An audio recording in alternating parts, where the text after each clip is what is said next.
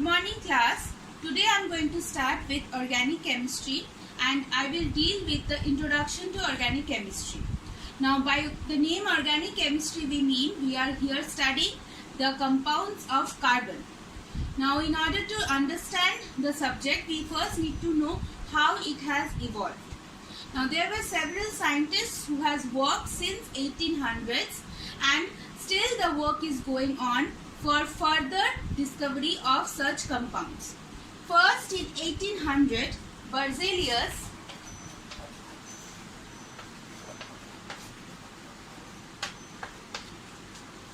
assumed that these organic compounds were made out of some vital forces. He named them as vital forces because at that point of time the chemistry of these compounds were not known to us.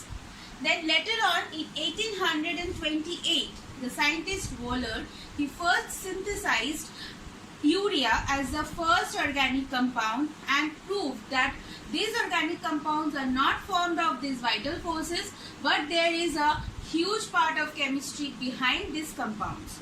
So Wohler prepared urea from ammonium isocyanate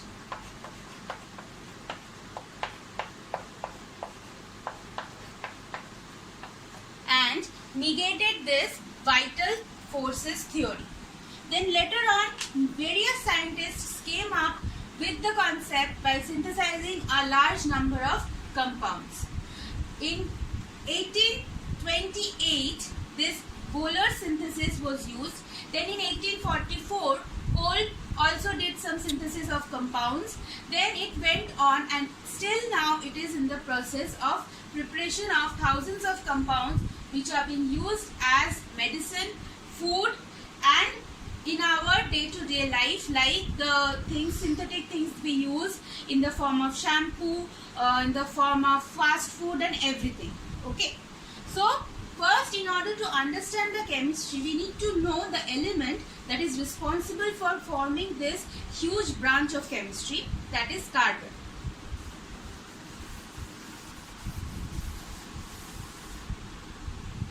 When I say carbon, the atomic number of carbon is 6 and the mass number of carbon is 12.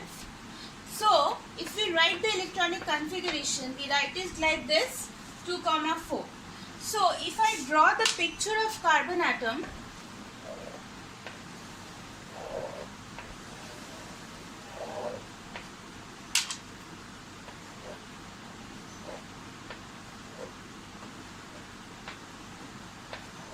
if this is the nucleus, then there are 2 electrons in the first shell, that is the K shell, and there are 4 electrons in the second shell, that is the L shell.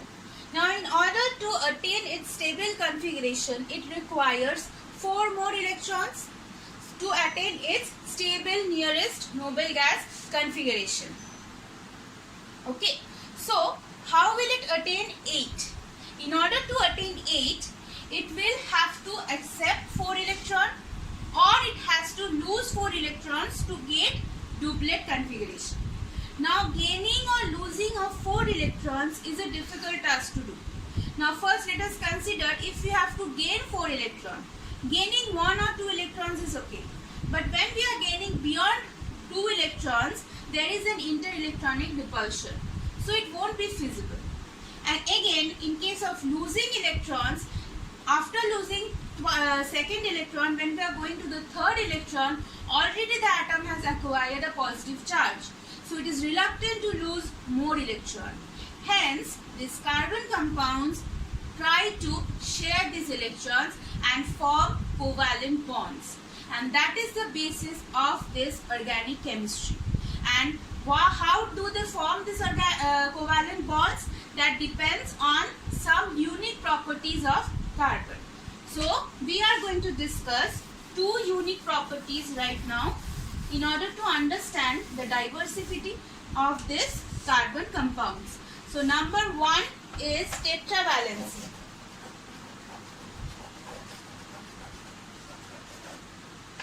Okay, since I just told you that there are 4 electrons, So you can understand from the word tetra, it will require 4 electrons.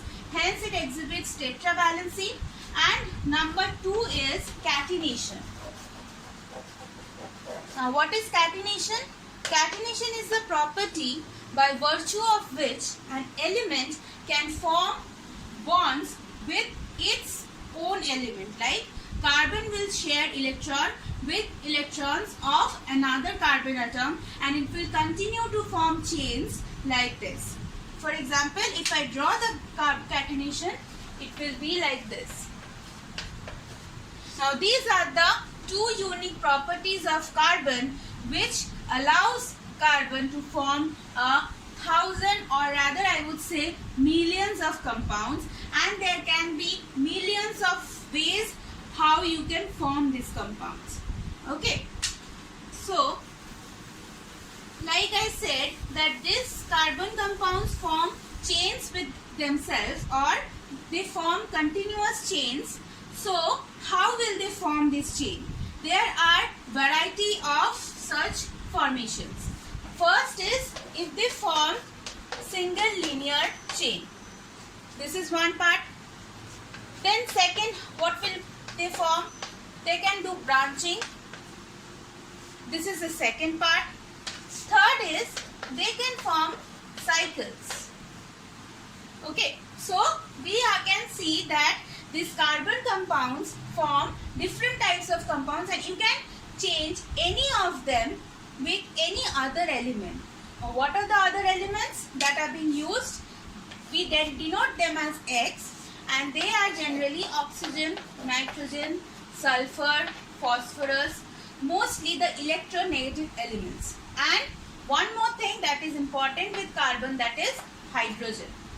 So if we have to write organic chemistry, generally we represent them by a formula that we write as CX, means X numbers of carbon, HY, that is Y numbers of hydrogen, and X. Now this X may be present or may not be present. When this X is not present, then it is known as hydrocarbons. But when this X is present, then it will be some kind of substitution. This X can be anything: halogen, nitrogen, oxygen. Then we will be giving different names to these compounds. So first which comes to our mind is the hydrocarbon. So we need to know what is a hydrocarbon. Now I said hydrocarbon. Now if I write the name,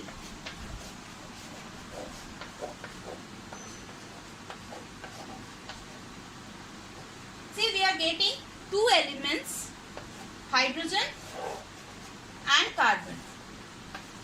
Okay, so basically hydrocarbons are just combination of carbon and hydrogen together in chains, cycles, or any other form, branches, etc. Before going into that, we need to know a term that is called isomerism. Now what is isomerism? This is again a unique property which is shown by these organic compounds. Isomerism means we are having compounds with same molecular formula but different structural formula. How? We can show you. See, like this, when we are talking about organic compounds, we have methane, we have ethane, like this. Okay. Now when we are going for isomerism, we cannot find isomerism for these small compounds.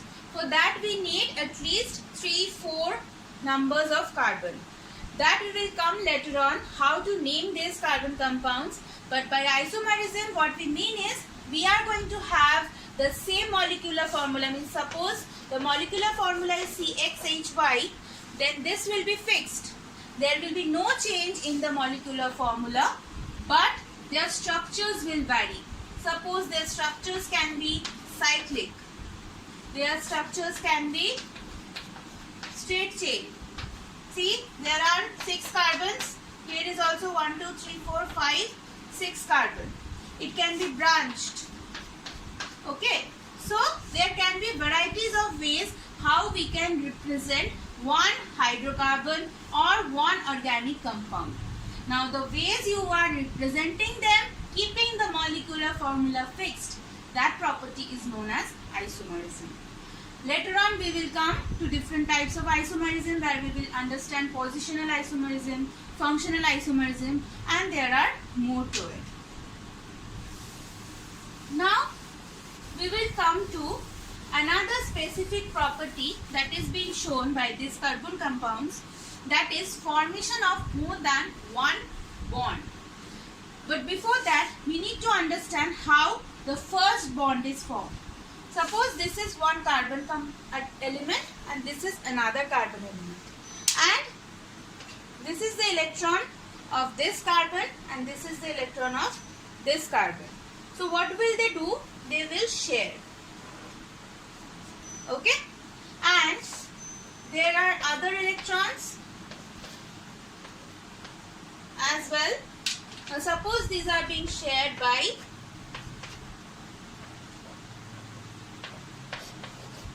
hydrogen.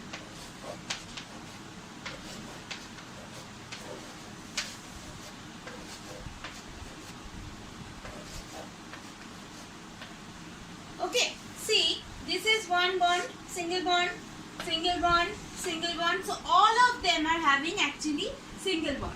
Now this I have shown the orbital picture. Now if I condense them and write, how will it be? How will you write it? C, single bond C. There are 3 hydrogen, so CH3, and there are 3 hydrogen, so CH3. Now this is this bond. Okay. Now here see, carbon and carbon, they can form more than one bond. But hydrogen won't be able to form more than one bond. Why? Because hydrogen has one electron and it will require one more electron to complete its duplet, and it will become stable. So hydrogen cannot form more than one bond. But carbon or other elements like oxygen, nitrogen, sulfur, they can form more than one bond. Okay, now how will that form?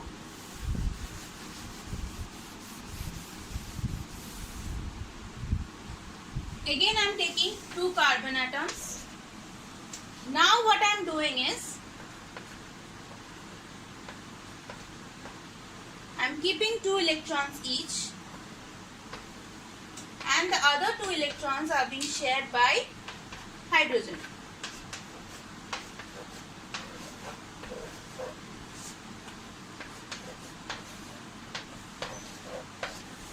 Okay, now this bond, this will be my first bond and this will be my second bond.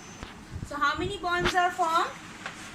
It forms a double bond. Now you have to check whether carbon is having its octet. See, carbon is having 1, 2, 3, 4. It requires 4 more electrons. So 1, 2, 3, 4. So this carbon has got its octet.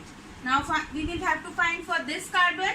1, 2, 3, 4 were already present, and 1, 2, 3, 4 it is shared. So both the carbon atoms have got their octet configuration. Now when I am saying this is double bond. So first there was a single bond.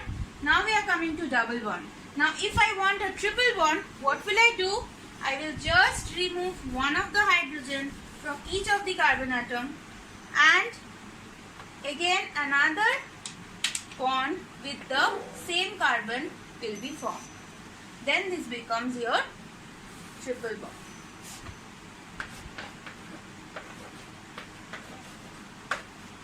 Okay. So what we have learnt? We have learnt that carbon has 2 unique properties, catenation and tetravalency. It shows isomerism, and it can form more than one covalent bond as single, double and triple. It will not form more than triple bonds because that will not be allowed by this small size of carbon compounds. That is why we don't get beyond triple bonds. Okay. So we have only these 3 types of bonds for carbon, and this carbon can be replaced by any other atom also. depending on what the situation is. Now, based on this different types of bond formation, these compounds are being classified into main two classes. First is open chain and another one is closed chain. Now these open chain compounds are known as aliphatic compounds. Okay. Under aliphatic compounds, there are two further classification. One is saturated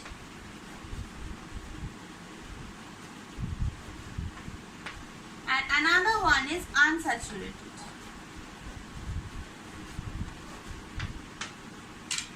Now, saturated are called alkanes and unsaturated, there are further two types known as alkenes and alkynes. Okay.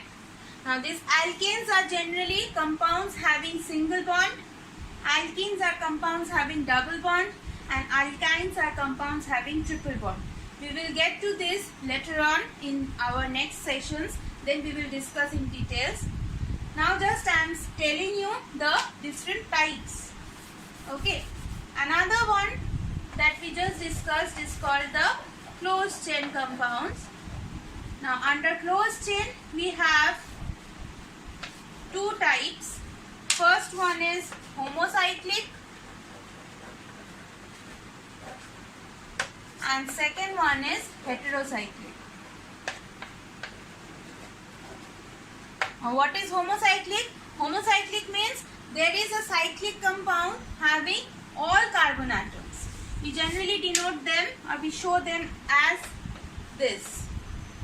So this is a cyclobutane. Okay, it can be any ring. If there are 3 carbon, then cyclopentane. But all of them are carbon atoms. When we are saying heterocyclic, there can be one or more heteroatom. Like for example, this one only if I draw as a pentane, then there can be an oxygen. So one of the carbon is being displaced by oxygen. So that is known as heterocyclic compounds. In the next class, we will be further going into details of these aliphatic compounds. In this class 10 syllabus, we mostly have our focus on aliphatic compounds, naming of organic compounds and properties of few common organic compounds. Okay, so we will be doing that in our next session.